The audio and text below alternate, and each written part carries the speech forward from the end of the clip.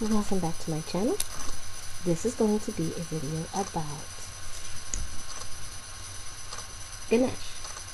I know, my Ganesh statue, and this statue is so disproportionate. I actually intend to get another one at some point, but Ganesh is a Hindu god, and he is called or known as the remover of obstacles. And when Ganesh was initially created, he was created by, now and again, much like, as I've said before, in other pantheons, there are different variations on myths. So let's bear that in mind as I make these videos. Nothing I'm saying is definitive. This is just what I've learned, and this is my interpretation.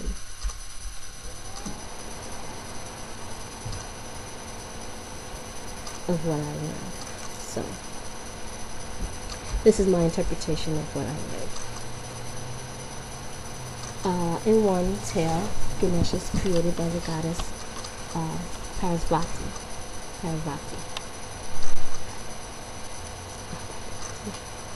Anyway, Parvati was the consort or wife of Shiva. Now, she created Ganesh to be and had him become her guard. She wanted to take a bath and wanted nobody to enter, gave no exceptions. So she set Ganesh at the door, told him to not let anyone enter the household. And that is what he did. And one day, Shiva came home, and well, he wanted admittance into his own home, to which Ganesh declined and refused. Shiva, in his anger, as I said, this is one telling. Baby girl, go to Dada. I'll be there in a minute. Go to Dada.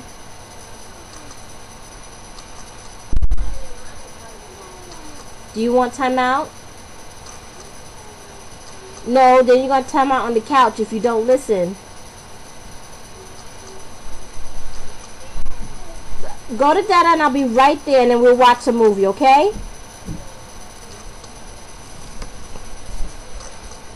Okay.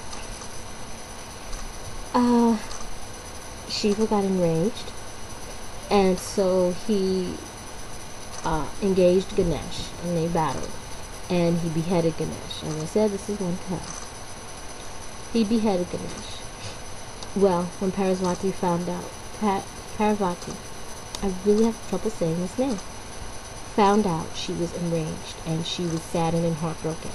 And so Shiva, wanting to make things right, sent someone to go find a head for Ganesh. And even this has different variations. One says the person found the first head they came across, or he was told to find the first head he comes across, or take the head of the first thing he comes across. Another is that he took the head of an elephant because of the wisdom of elephants, and so on and so forth. But anyways, he came back with the head of an elephant and replaced it on Ganesh's body and he was brought back to life. There's another tale, one that says that he actually didn't lose his head but lost a tusk, and this you can't see in here. I don't know. Okay. On this side, this is his whole tusk. On the other side, his tusk is broken. One tale says that he actually cut off a tusk.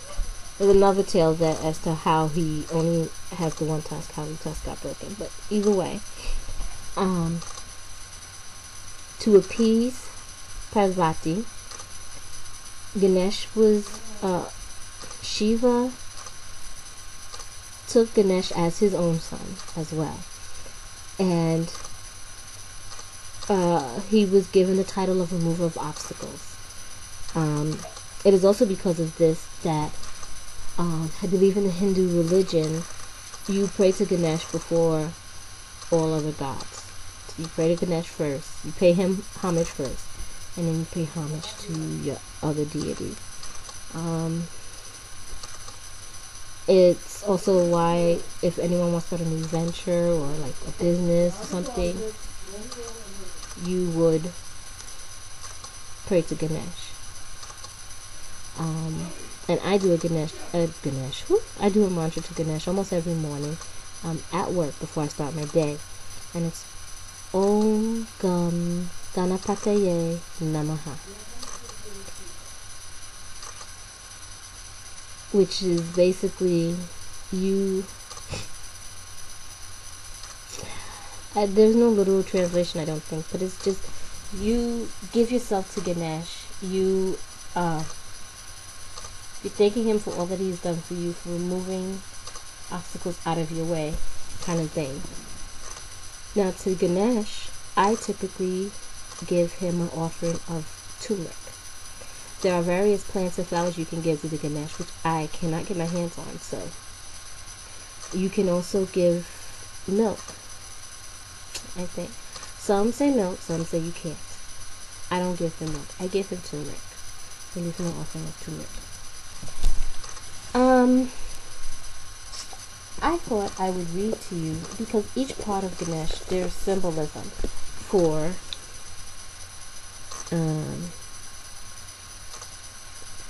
like the things he holds in his hand, and his tusks, and his eyes and mouth. And so I figured I would share with you what I have here.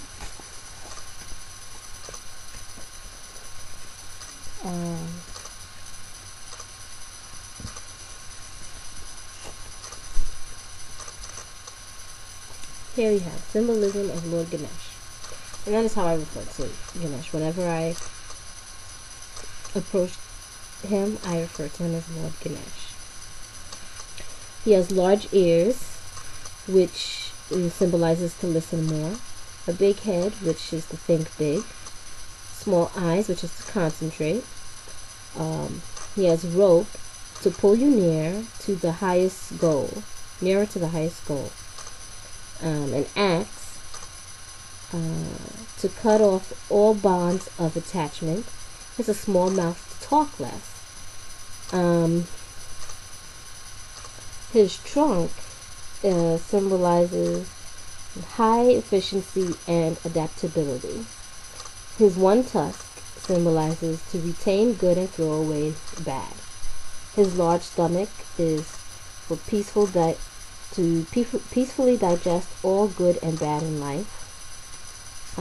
In some paintings, you'll find a mouse in the painting, and that mouse represents desire, unless under control, can cause havoc. You ride the desire and keep it under control, and don't allow it to take you for a ride. In some, he'll have how his hand is up. You see, like here, and his hand is up. That is for blessings, and blesses and protects on spiritual path to the supreme. So I also have in here his offerings. Offerings that are good for Ganesh are some fruits, like bananas, mangoes, limes, pomegranates, and coconuts. You can also give him flowers. I don't know how to pronounce them. Aruhu grass blades. I'm not even going to try to pronounce that one. I'll just. You can also give him, like I said, turmeric or saffron. There are several festival days for Ganesh. Let's see. Now, the festival days for Ganesh are not on specific days. They actually have more to do with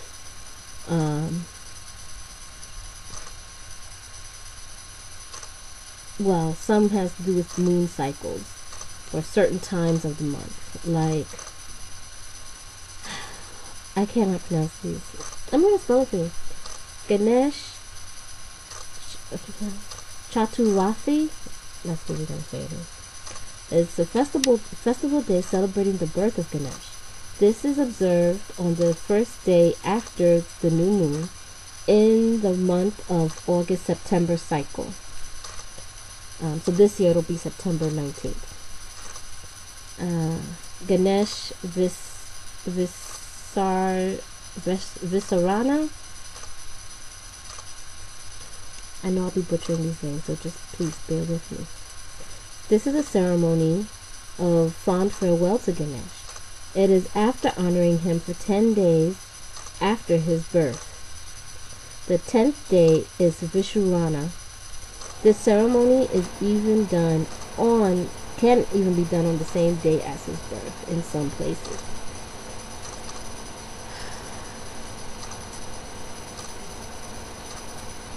You know what?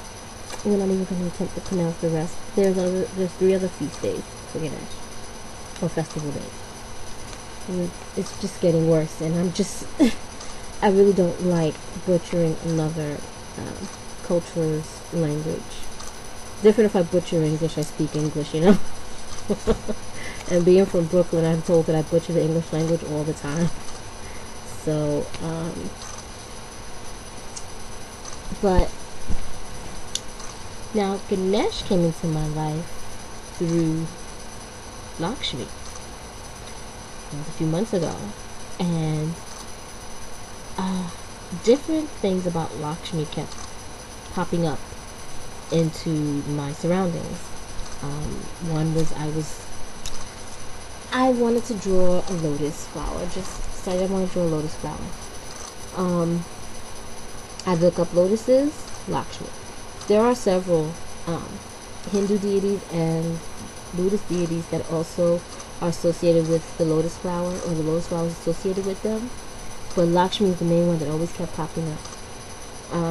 I would look up, I don't know, certain words or whatever, and somehow something about Lakshmi would pop up, or a picture of Lakshmi would pop up, and this happened for a few weeks. So I finally decided, okay, I'm listening. So I started to do research about Lakshmi, and at first I thought maybe Lakshmi was supposed to, come in my life, not so much to replace Isis, but maybe join as another matron deity, or I don't know. But so I did a lot of research on Lakshmi, and found that she was associated as the goddess of abundance, not just monetary abundance, but abundance in life, period. So in my research, I found that some would honor Ganesh and Lakshmi hand in hand. There are even statues of Ganesh and Lakshmi together, like one whole statue with them together. Well, then I started researching Ganesh, and I started, the more I learned, because Ganesh is also seen as a god of knowledge. And he can be like a patron of writers. So that really got me, because at the time I thought maybe Thoth was supposed to be my patron deity, so I didn't really feel a connection to Thoth. Thoth is another who is associated with intellect and wisdom and writers. And so I thought maybe because me as a writer, though not, professional, I thought maybe Thoth was supposed to be my patron deity, though I did not feel that connection. So the more I learned about Ganesh, the more I felt like, okay, this is it. This is who, who needs to be in my life. And once I started honoring Ganesh, Lakshmi all but faded into the background. So that's kind of how Ganesh came into my life. I didn't get any more of those pushes, or like Lakshmi's like, hello, pay attention, I'm trying to tell you something here. So I really think her purpose was more to lead me to Ganesh. So, yeah. Well, that's it. Thanks for watching.